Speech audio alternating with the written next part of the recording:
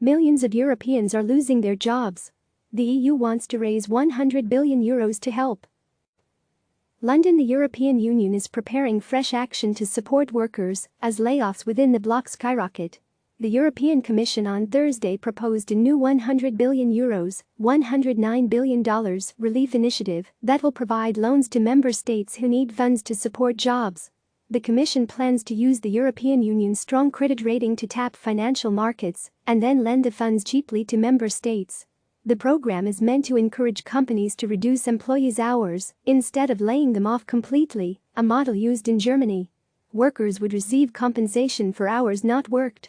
In this coronavirus crisis, only the strongest of responses will do, Commission President Ursula von der Leyen said in a statement.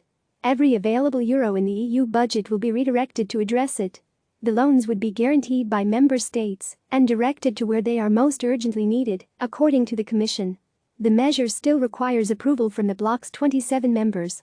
EU countries have committed huge sums of money in recent days to supporting business and workers, though the deep recession that is unfolding and EU limits on budget deficits have been relaxed to allow them to borrow more.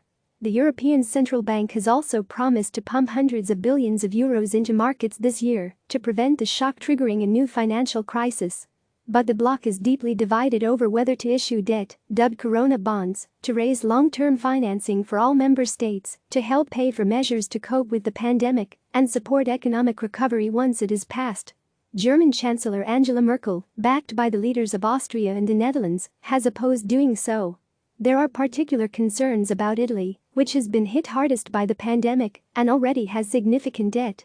The European Union could be forced to take additional action soon. The bloc's finance ministers are scheduled to meet by video conference on Tuesday. EU leaders could convene again later in the week. Europe's largest economy, Germany, is likely to shrink more this year than it did during the global financial crisis, German Economy Minister Peter Altmaier said Thursday. Meanwhile, the jobless numbers are rising fast.